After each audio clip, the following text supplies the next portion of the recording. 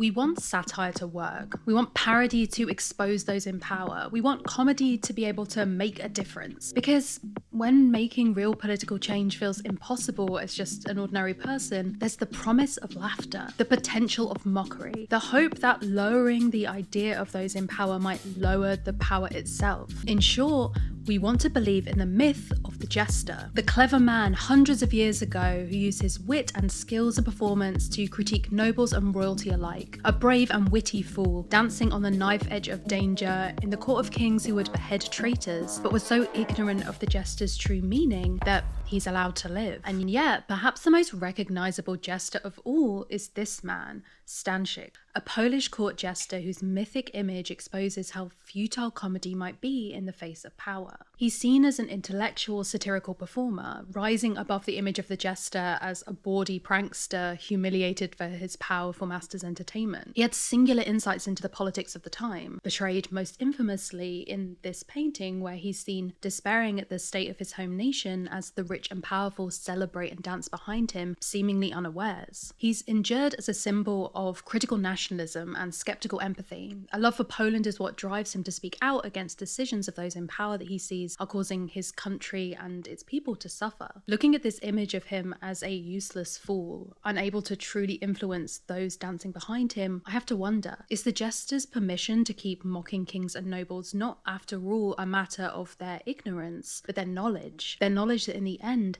the jester's power to change anything doesn't exist at all. Part 1. Power. Power is a social construct. There.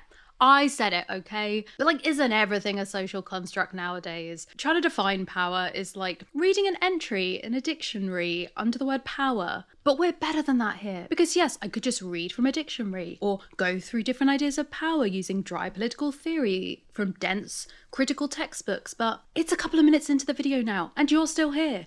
You might be doing something else with this in the background, like the ADHD riddled mess that you are, but you have still stuck around. So you deserve a little treat. Instead, I am going to use a dated TV show that's been off air for years as a relatable and fun way to introduce a few different theories of power. Glee. Stay with me, I beg of you. Okay, so idea 1. Power is resources. The power lies with whoever has the most resources at hand. So in the context of McKinley High, the most powerful individual here would be someone like Sugar Motor, the wealthy heiress to a piano business. A powerful institution might be Dalton Academy, the private or boys' school where everyone is gay, which has significantly more funds than McKinley. If Sugar or Dalton were to lose their money, they would lose their power. Resources might be financial, or if Dalton Academy had a sudden interest in creating a standing army, they might be military in nature or technological. Essentially, it's the very literal, real capabilities of a person or school or nation state. This would be a realist view of power. Or we could look at idea number 2, influence. Power being defined by the ability to influence others. So in this case, the iconic Sue Sylvester and the Cheerios are probably the most powerful people in the show, right? Sue uses intimidation and status to control the people who control the resources. Sue can also influence the Cheerios, who have social influence over essentially the entire student body. With their popularity, Quinn begins Glee as one of the most powerful characters. Despite not losing any money or resources, however, she still loses her power when her pregnancy results in her being kicked off the Cheerios and losing her influence. And this would be a behavioralist view of power. Or we have the idea of power being ever-changing, that it's not located in a singular place or definition. Discourse, or how we talk about power and the structures around it, can actively redistribute power itself. At the start of the show, the Glee Club has no power, but as the seasons go on, ideas of inclusivity start spreading and the distribution of power does change, and with it their experiences. Their material resources might be the same, it's the wider social attitudes that redefine and create power around them. This would be a post-structuralist view of power. But these definitions are focused on the sources and methods of power. In looking at power, we also have to look at what it is used for. Influencing, controlling, or persuading someone into doing something that they wouldn't otherwise do. That's power. Affecting someone's environment in a way that they can't stop or reverse. that's power. The ability to push through opposition, resistance, or barriers, whether from other people, internal struggles, or outside sources, that's also a kind of power. It's kind of an inevitable part of our society that some people have the potential for more power than others. Some people are physically stronger, for example, but the choice to exert that power is what's important. Do they use it purely to win the high school equivalent of the Super Bowl, or do they use it to dump twinks into garbage cans in episode 1? In our current economic system, some people have greater economic power, but the choice to maintain that power and at that level is a choice that matters, as is the choice to exploit others' lack of financial stability. There isn't a general consensus of what power is in some quick, pithy, catch-all quote, but I think we all know by now that one of the most powerful people in the world is this Jaffa Cake, and his power isn't just potential, he is ready and willing to use it. So Trump's power is multifaceted. We saw in January, for example, the institutional power of executive orders which seem to contradict the laws made and upheld by Congress and the Supreme Court. For example, an executive order titled Protecting the Meaning and Value of American Citizenship declares that a baby born in the United States to a mother who is in the country unlawfully or lawfully but temporarily is not a citizen, unless the baby's father is a citizen or permanent resident at the time. Now, states can and have filed lawsuits against many of these orders, but the act of signing them is itself a declaration of power. Even if they were all reversed, it's a symbolic act of power to come out with such wide-reaching, life-changing decisions for American citizens. Because power is also about perception. There are people who have power but don't realize it, whose actions can affect others in very real ways, but who perceive themselves as removed from that effect, especially when that effect is negative. Men who label themselves one of the good ones but don't think about how their behavior might intimidate or dismiss the women around them. Or white people who call the police on black strangers going about their business in public with the power that comes with privilege, meaning that they've never had to think of the cops as anything other than like a brave officer taking down the bad guys and protecting the innocent. When you're used to having power, it feels like an attack to have that power evened out in any way. Perceptions of power can influence people's behavior, even if the person with the power is not actively doing anything but existing in the same space, because the implications of those power dynamics are ever present. There's this super well-known experiment, originally by a researcher called Ash, where participants have to identify which of 3 lines, A, B, or C, match with a 4th one that they're given. The answer is pretty obvious, but the experiment wasn't really about whether they could correctly match them. You see, it was conducted as a group, with the rest of the participants being plants who'd been instructed to give the wrong answer. The peer pressure or self-doubt or social conformity had a marked effect, with people often agreeing with incorrect answers that had been given by the majority of the group before they were asked to answer. Over the years, however, this experiment has been repeated. Spencer and Perrin in the 80s set out to prove that the original experiment's results had been the result not of a universal natural state of compliance, but the social norms of the US in the 1950s amongst white men. They found that in the 80s, actually, the vast majority of participants didn't comply. However, this was not the case with the groups with marked power imbalances. In the case of probation officers and youths on probation, for example, or black youths and white experimenters, the results were actually much more in line with Ash's original findings. American cultural views on what is not only an acceptable but also a desirable level of power is fascinating to me. Trump ticks off many examples of power in glee, right? Financial power, political power, and unearned self-confidence, like Rachel Berry style. For many people, that power is enough to support him regardless of the way he wields it, because power in the US tradition is often the whole point. The kind of mythos of the US is embedded with this kind of individualism and exceptionalism, which elevates individuals as singular figures to be admired or worshipped or followed. And that is on all sides of the political spectrum. To me, it's this tendency that can result in people expecting one person to be everything, until either you're forced to ignore their flaws to maintain their place on the pedestal, or you're expected to cast them aside completely. It's kind of baked into the presidential system itself. In the UK, you vote in a general election for your local MP. They represent you in Parliament, or at least they're meant to, but the party with the most MPs, the majority of them, ends up in power. We're ultimately voting for a party to be in power, with the understanding that it's made up of a great many members. We have a prime minister, but as we've seen, that person can change while the party is in power. Regardless of the actual power that each holds, the fact that America feels like it's voting for a president, the reverence of its place in history, the view of America around the world through the lens of like a singular head of state, is it any wonder that American fiction has seen such a trickle-down philosophy when it comes to its lead characters. When we talk about the potential of fictional portrayals of Trump, whether serious dramas or satirical parodies, we have to first look at the ways that we talk about power on screen. Part 2. Masculinity and power in cinema.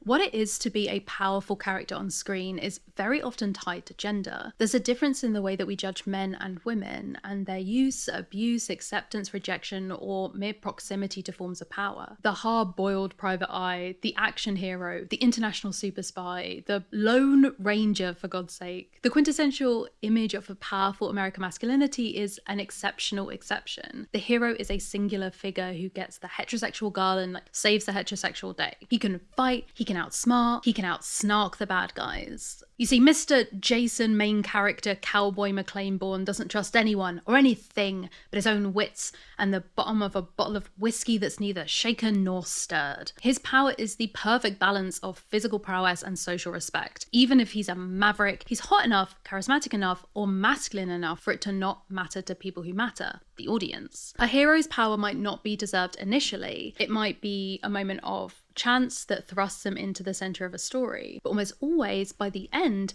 they will have earned it. In fact, that's what a lot of our stories are all about. They would have proven themselves, grown, suffered, persevered. Oftentimes they've earned their power when they perfect their masculinity, either through feats of strength or violence, or by embracing a role of husband or father. And we project these finite story arcs onto real people. The rags to riches story of a local boy made good, the self-made man, the underdog. In fact, these are all narratives that have at one time or another been projected onto Trump, however unrelated they are to reality. And that isn't to say that all films that engage with ideas of masculinity and power are endorsements, at least not on purpose. But it's impossible to ignore that some of the most iconic movies actively criticizing harmful expectations of masculinity have been celebrated by the very people that they criticize. The unironic dude bro worship of Fight Club comes immediately to mind. Critiques can become endorsements without the creator's consent. When working on this script, a video started to go viral showing the army choir performing a song from Les Mis for Trump at an event, and the song is an explicit condemnation of the king of the time, a rallying cry for the people to resist an oppressive form of government. And many people snickered at the idea that someone had slipped this into the program, that Trump and his people didn't realize that this song was, protesting him, people like him. But I don't think it's that at all. I don't think it's that they don't understand what the song is about. I think it's that they actively see themselves as the valiant freedom fighters. And in understanding this, we might start to understand the failures of satire in the face of Donald Trump. I just want to take a minute here for an ad to thank today's sponsor. I'm currently in the process of moving house, which I'm very excited about, especially to have my own space so I don't have to film videos in all of my friends' living rooms. I've been designing my dream little office space, and then along came Display asking to sponsor a video and send me some artwork for my walls, and so very much felt like fate. In case you don't know, Display creates metal poster art. You can get officially licensed designs from iconic movies and shows and brands like Arcane and Bob's Burgers and My Little Pony. These two I got for my friend Tazmyn as a thank you for letting me film here in their flat. There's also original art too, with thousands of creators from all over the world selling their art on the platform. I chose these 3 designs because each of them is this kind of abstract art, which reminds me of a different creative project that I'm working on right now. And I thought that it would be kind of inspiration and motivation in my new study. And I might hear you saying, Rowan, I simply cannot risk my security deposit. My landlord already hates me. Well, worry no more, because these prints specifically come with a tool-free magnet mounting system, which is safe for walls, very quick to put up, no holes needed. So you can also, swap out the designs anytime you want using that same magnet. So when each of my creative projects is complete, I can swap it out for a new design by my desk to remind me of what I'm working towards. And unlike paper prints, display posters stay vibrant, colourful, no matter where you hang them, so you don't have to worry about the colours fading in the blinding heat of the English summer. The latest type of print from Display is the Textra, so it has different textures, 3D elements, matte and gloss effects for this kind of extra vibrant, interesting piece of art. And they already have a vast library of Textra designs, but there are more coming out all of the time if you want to check them out. If that is of interest, then you can use my code ROWAN or hit the link in the description to get 27% off 1 display, 32% off 2, and 37% off if you buy 3. And that code is applicable for all Textra and normal posters, just not on limited edition or Lumino. Okay, back to the horrors, I guess. Part 3. Masculinity and satire. There's a whole arena of comedy which relies on identifying illogical behaviors and then pointing out why they don't make sense. Sometimes it's for relatable comedy, like, why do we all do this thing? Ha ha ha, silly us. But other times it's used as a form of political critique against a certain worldview or set of beliefs and how they manifest in the real world. Anytime you do anything remotely sensitive, heartwarming, anything that's gonna make you more of a loving, caring individual, immediately all your guy friends suggest that maybe, just maybe, you wanna suck a dick. Oh, it's brutal. Even if you do something smart, right? Like it's raining out, he's got an umbrella! What a oh my God! Here, Bill Burr has identified that there are some men who construct their masculinity around denying their basic human capacity for connection and affection. Men who don't deny this part of themselves are categorized as gay, aka not real men. Moreover, men are constantly policing the masculinity of others. A man might mock his friend for taking basic measures to take care of himself. Burr's breaking down the beliefs behind a behavior that many men wouldn't think twice about participating in. From the outside, this behavior is nonsensical and kind of funny, but if you're socialized to think that masculinity is about endurance and a toughness which is antithetical to anything remotely seen as feminine, you genuinely might not have questioned why you, as a man, might feel uncomfortable around femininity. It's just this kind of invisible truth, this inner feeling that you can't seem to control. But now, with this comedian, you're in a room full of people laughing at this type of behavior, and the underlying belief that caused it has been exposed. You might start to see how ridiculous that initial belief is. It makes no sense to call someone gay for using an umbrella. Like, of course it doesn't. And so maybe the next time that you're in a situation where you might previously have looked down on another man for something that he's doing, you'll think about it a bit differently. Maybe you'll even go further and start to examine how you think about yourself and your own sense of masculinity. And that's the potential of this kind of comedy. It reveals the ridiculous, it lets you question, it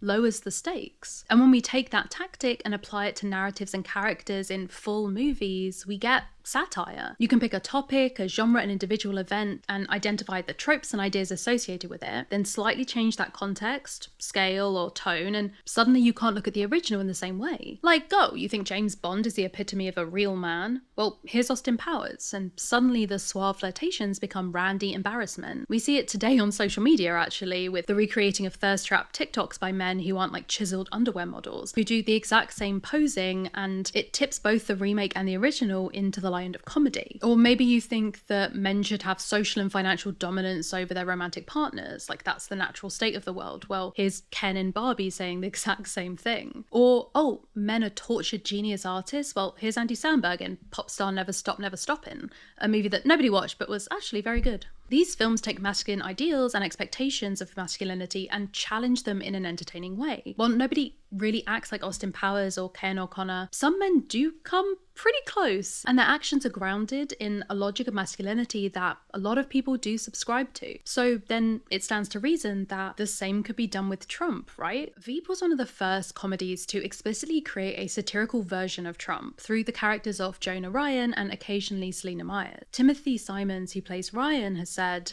"They didn't just bring in a Trump character or make any character do something they wouldn't have done. The Trumpian things that are happening, some of them Jonah does, some of them Selena does, and some of them other characters do. A Jonah Ryan presidency, if that were to happen, would probably look a lot like the one that we have now. Jonah is a child of privilege with no skills, no qualifications, is ruled by petty grudges and a belief that he is the smartest person around, despite all available evidence. So my only guess is that it would probably look a lot like the world that we have now, which is to say, abject chaos."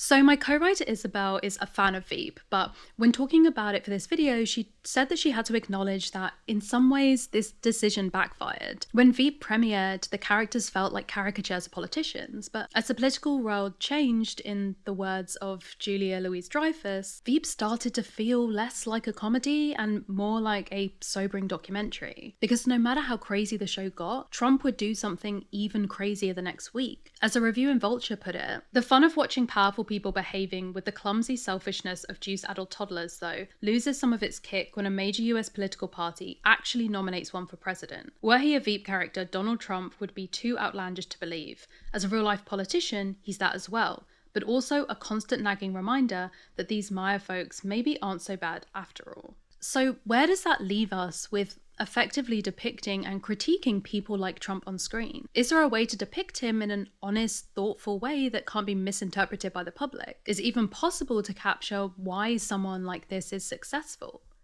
Part 4. Tragicomedy. The late 90s and early 2000s saw the rise of the tragicomedy TV show, narratives which, as the name suggests, blend tragedy and humour. These shows feel real in a way that a lot of traditional comedy might not. The characters feel like real people and characters, and within the genre we specifically get anti-hero-centric shows like The Sopranos, Breaking Bad, The Wire, and more recently Succession. This genre excels at deconstructing masculinity and power. Let's start with looking at The Sopranos as an example. The show is a dark comedy come drama that ran on HBO from 1999 to 2007. It follows New Jersey mafia boss Tony Soprano as he begins to attend therapy, an iconic set up for a show if ever I heard one. The show received plenty of praise during and after its run for the writing, the cinematography, the performances, but I want to focus on how the show expertly highlights the contradiction between a cinematic masculine ideal and actual masculine behaviour. The Sopranos is full of men who are obsessed with protecting their particular image of masculinity. There's an episode where, I kid you not, the entire plot is that Tony finds out that his uncle goes down on his girlfriend, and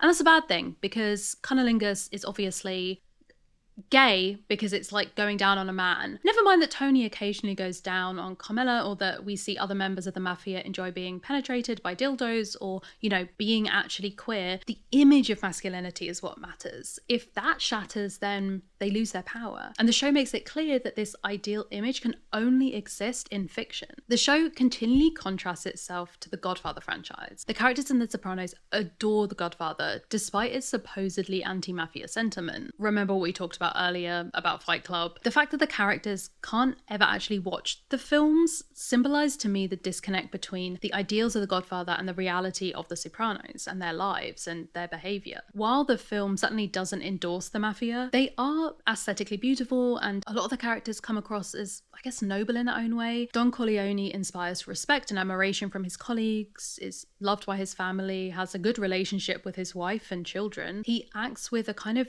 dignity, and in The Godfather Part 2, his rise to power in the mafia is framed as a victory over a much worse mob boss. The Sopranos, on the other hand, doesn't make its characters noble. They aren't mobsters with a heart of gold, they're violent buffoons, they're rude, pathetic, attention-seeking parasites who have truly terrible marriages. The power that they wield is unstable enough to be turned against them, and we watch many of the characters die in painful, unglamorous and pointless ways. The show itself ends with Tony's likely assassination, and the aesthetic of the show is remarkably unglamorous too. Tony's in his bathrobe most of the time, the McMansions are tacky as hell, the violence in the show is stressful and unpleasant and often goes wrong. It's not enjoyable in the way that, say, watching choreographed fight scenes in action movies should be. After someone tries to kill Tony, AJ gets in his head that he wants to avenge his father in the same way that Michael Corleone avenged his. Michael is the masculine ideal of a son. In reality, this is obviously a terrible idea. The plot culminates in a tearful fight between AJ and Tony. And you kind of want to say to all these characters, like, grow up. There's something inherently childish about these violent men deluding themselves into thinking that their lives are noble. And we see a parallel vision of powerful people within Succession, depicting them as inherently needy and deluded about their own image. The series focuses on aging media mogul Logan Roy and his children Kendall, Shiv and Roman, each of whom wants to take over as CEO. The show is more overtly comic than The Sopranos, but I think it embodies a similar philosophy around the relationship between masculinity and power. As one of the show's executive producers, Lucy Preble, has said, "Everybody is a coward, everybody is an idiot, and everybody is trying to cover their back almost all of the time." And that does feel like what reality is like at the moment in terms of the powerful. It's in this scrambling of idiocy and self-serving behaviour that the comedy emerges. This is exacerbated by the childish sibling dynamics of the Roy siblings. Shiv, Roman and Kendall immediately regress in each other's presence, and their quest for power is very explicitly tied up to the fact that, like, their dad didn't love them. They don't want to change the world, they don't want to have a vision, they just want to become their father as a way of feeling loved by him. It's kind of sad, it's pathetic again. It's like they're dangerous, they hurt people, they're villains, but they're also losers. And they're desperately trying to convince everyone around them that they're not. And it's that tension that is so interesting. Kendall is obsessed with music, but particularly hip-hop. We're introduced to his character while he's rapping over a Beastie Boys song. There's the infamous L to the OG rap. And at his birthday party, he stresses about the playlist to an absurd level. At the party, Schoolboy Q's song Man of the Year plays. It's a bop about being a man who's at the top of his game, dancing at a party surrounded by beautiful women. The Man of the Year in this song is having the time of his life. Kendall, however, has a meltdown at this party. He wants to be the kind of guy who sees girls everywhere,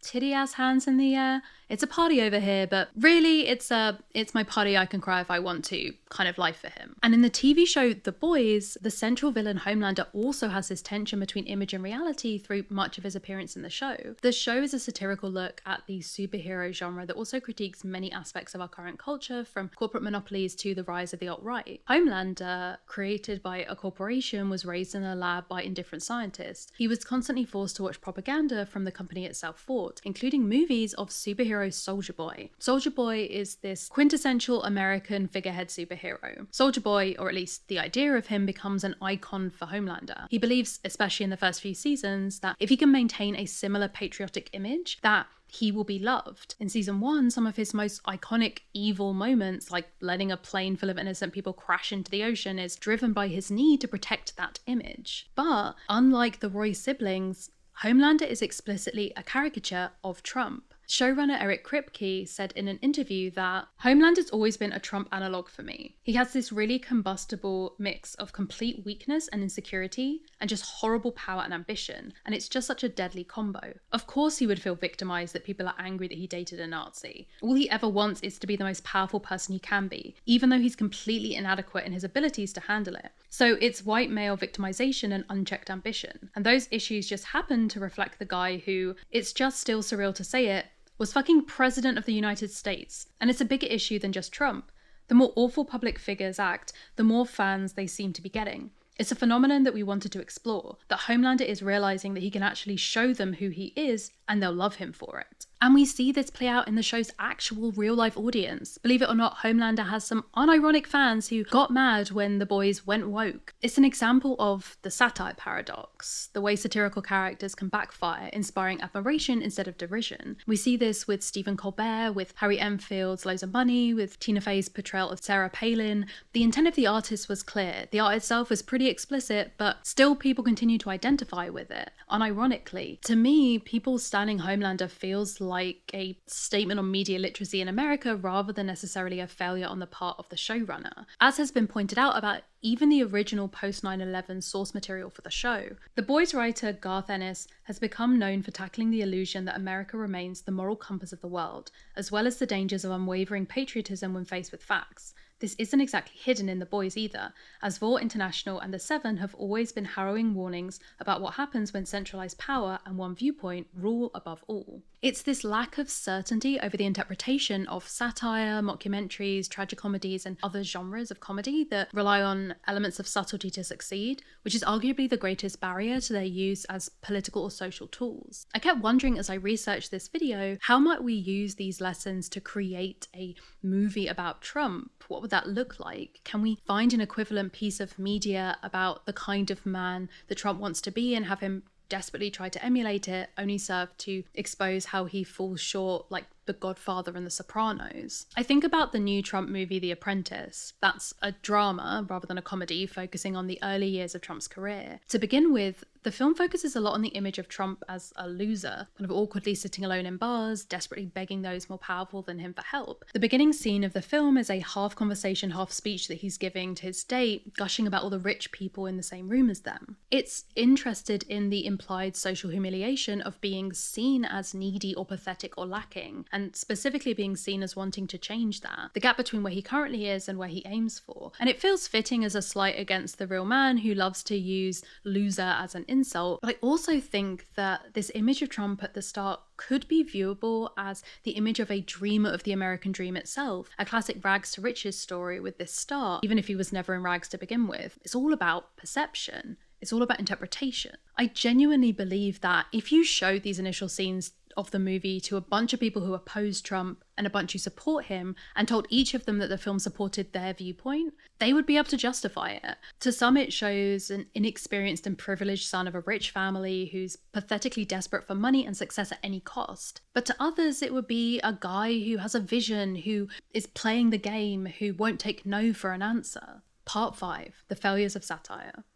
The movie The Apprentice ends with Donald Trump sitting with Tony Schwartz, his ghostwriter for The Art of the Deal. Schwartz pushes Trump to talk about his past and his principles, to create a narrative that will compel readers. Trump wants him to ignore his childhood and instead offers his 3 rules for winning, attributing his mentor Roy Cohn's words to himself. He then mentions having it, the killer instinct that you were either born with or not. Trump here is trying to create a mythos around himself. It doesn't matter if his father was rich or emotionally abusive. It doesn't matter what his relationships are like, how abusive he's been to them. What matters is that he has an inherent quality that makes him superior to other people. It's this chosen one narrative. Elon Musk strives to create this image for himself as well, like this is a pattern. Men like Trump and Musk will spend millions of dollars trying to create that narrative. They'll pick their clothes, their partners, their music preferences with that narrative in mind. And here's the thing, that narrative creation can work. I mean, think about how many people who voted for Trump talk about his business skills, reassured that the country will benefit from having someone who can run its finances efficiently like a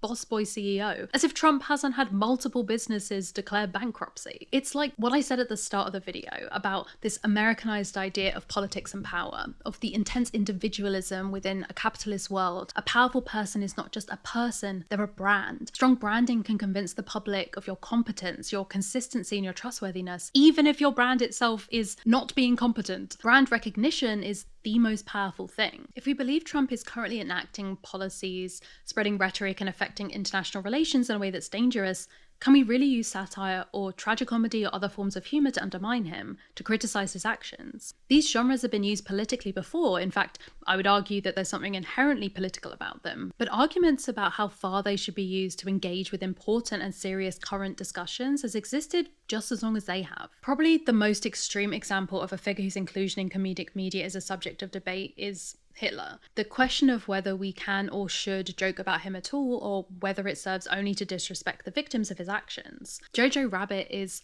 the pretty clear example of this contentious issue. It's a film about a young German Hitler Youth member during World War II whose imaginary friend is literally Hitler himself. The vision behind the film, which was written and directed by Taika Waititi, is that laughing at Hitler is a way of diminishing his power. It is trying to expose the empty rhetoric and ridiculous worldview of the dictator and his supporters. It's about making fun of him as a way of imposing weakness onto his memory, and in doing so reveal how truly pathetic he was. But others have argued that the premise of a comedic Hitler movie will always end with trivializing the victim's suffering. That to try and paint him as a silly little man also diminishes those he persecuted and the horrors he enacted. To not take him seriously, they argue, even in fiction, is to not take what he did seriously. It might be easy to suggest that part of what makes the movie work for people is that it's historical, it's about someone long dead, and therefore has an element of distance not possible with comedy about current affairs. But there have been comedic satire and parodies of Hitler since he rose to power, including in the midst of the war. The Chaplin satirical dark comedy, The Great Dictator, was hailed as a work of genius when it was released in 1940. The Hitler of Chaplin's film is an egomaniac, throwing tantrums and seemingly incapable of empathy towards anyone else, driving only for world domination. His ambition is contrasted with moments of comedy, food fights and the bursting of an inflatable globe. His obsession with racial purity is mocked by the very plotline itself, where he's mistaken for a Jewish man and the Jewish barber is mistaken for him, with the film ending with the barber giving a speech about equality and democracy, seemingly at that point like coming from the dictator. However, this film was created prior to the revelations of the full extent of Nazi atrocities. When looked at in hindsight, Chaplin himself spoke about the issue of mixing comedy with real-world suffering. Had I known the actual horrors of the German concentration camps, I could not have made The Great Dictator. I could not have made fun of the homicidal insanity of the Nazis. We hope for satire to expose those in positions of power for their misuse of that power, ultimately so it might spark change, a change of opinion in those who support those in power, a change of behaviour from the powerful, a change in wider cultural attitudes. So why might it not work for us now? One way I think is the ultra-modern nature of political spaces online. Change can't come from satire being consumed purely by those who already agree with its message, but algorithms are designed to serve people specifically what they already consume. Like, I know that I'm highly unlikely to have right-wing comedy served to me, and in turn those convinced of Trump's superiority are unlikely to come across satirical content criticizing him. Even if they did, it's likely to be engaged with as short-form content on TikTok, easily ignored or scrolled past or dismissed as just unfunny, because in many cases these forms of satire are only funny to those who already think of that person as a joke. And we've already seen through the shock that some audience members felt at Homelander's right-wing collaboration with literal Nazis in The Boys that even when it is engaged with, satire is not always understood as a critique, either due to ambiguous media literacy or interpretations of intent, or because the things that are being pointed out as wrong or embarrassing are simply not seen that way by supporters. If a satirist tries to ridicule a politician's hardline stance on welfare by emphasizing their cold decision making, this won't necessarily be seen as a damning critique by those who would value the politician's tough stance on scrounging parasites getting free rides on tax dollars. This issue of comedy failing to critique public figures effectively feels like an undeniable possibility when it comes to Trump. And then the issue of comedy failing to critique public figures effectively feels particularly pertinent when it comes to Trump. If satire is meant to replicate something in an exaggerated or stark way to expose its true nature as ridiculous or wrong, what happens when the original thing you're replicating is already at the height of exaggeration? How can we show Trump in any more ridiculous light than he already is showing himself? But it's also more than that, because the issue isn't just that comedy can be misinterpreted, it's how comedy can actively defang dangerous people in the eyes of the public. Part 6. Politics as comedy. I remember so vividly when Trump was first campaigning to be the Republican candidate for office, the number of people confidently proclaiming that he would never get it. It felt like every group conversation I had, every thread I saw, every phone-in radio show or panel of experts had at least one person insisting that it was impossible. But not just impossible, but almost embarrassing for anyone to think otherwise. The people who were worried about the possibility of his election were being hysterical, ridiculous, ignorant of how the world really worked. And then he won the candidacy. And the same people shifted to it being impossible he'd win the election. And then he did that too. That overconfidence, that complacency, how much was that part of his victory? Because a lot of the time, the insistence that he could never win came from this idea that he was a joke. Not just a joke, but a joke that everyone could see. We were all in on, a joke that would never be allowed to have any real power. A joke so obvious that anyone taking him seriously enough to fear his election was an idiot. Maybe they had too much faith in people or in the political system to be above jokes at the expense of the people, but this isn't the first time that comedy had aided a rise to political power. In fact, at the same time as Trump was ascending to the White House for the first time, the UK was embroiled in Brexit, the debate over whether we should leave the European Union. And at the head of that campaign was Boris Johnson. Boris Johnson entered politics in the 2000s as an MP, became Mayor of London in 2008, and then climbed to the head of the Tory party and ended up as our actual Prime Minister in 2019. But he had already solidified himself in the minds of the British public as a kind of jester figure, a bumbling buffoon, a bit of a joke, and all of that also made him seem harmless. Johnson started his writing career with these columns about absurd Euro myths, invented stories about the EU and its bureaucracy, hamming up his private, educated, old-fashioned persona with chummy literary prose. But his most impactful moment of image creation was his infamous appearances on the topical comedy panel show Have I Got News For You? He was able to twist the reality of his own journalistic writing in the past, calling Africans pickaninnies with watermelon smiles or gay men tank top bum boys as this harmless joke, and anyone who complained was an uptight spoilsport. And so there was this bizarre sort of dissonance between him being this ultra rich private school elite figure with the belief of many of his supporters that he was also this ordinary man of the people who got them and cared about them, and they might not agree with all of his jokes, but they were a symbol of his anti-establishment nature. His comedic appearances on Have I Got News For You were a genius move to endear him to the public, to make him seem harmless and silly and fun. He was literally nominated for a BAFTA for Best Entertainment Performance for his 2003 appearance on the show.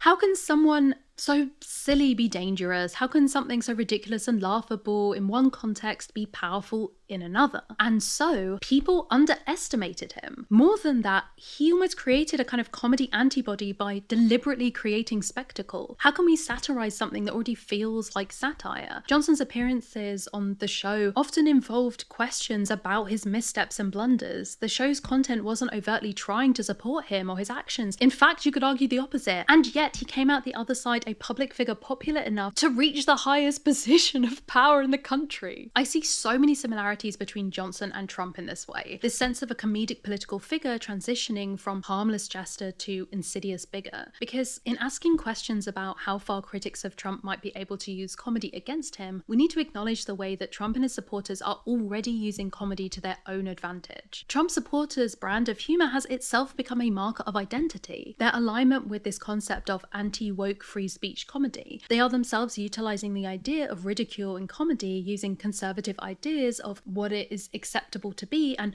pinning their opponents with accusations of not fitting those standards. Lefty men are cucks, they're sissies who are too concerned with feelings, and woke women are hairy lesbians who will die alone. These ideas are meant to ridicule because being concerned with people's feelings or being a queer woman uninterested in men is fundamentally opposed to what it is to be someone worthy of respect to them, to be someone who fits the way that they should into gender roles. Any opposition to these beliefs is therefore seen not just as opposition to their ideology, but an opposition to humour itself. Probably the most widespread tools of modern comedy, by their very nature, are memes. They're created and replicated and disseminated. Politically, they create international talking points and core narratives around which whole movements gravitate and organise. They can aid in the spread of misinformation, and in doing so can solidify harmful conspiracy theories into supposed truths. In this way, comedy is used not only as a tool of recruitment, but as a shield against criticism by many alt-right figures and communities. The use of memes turned into dog whistles allow for plausible deniability. Oh, this Nazi-related meme?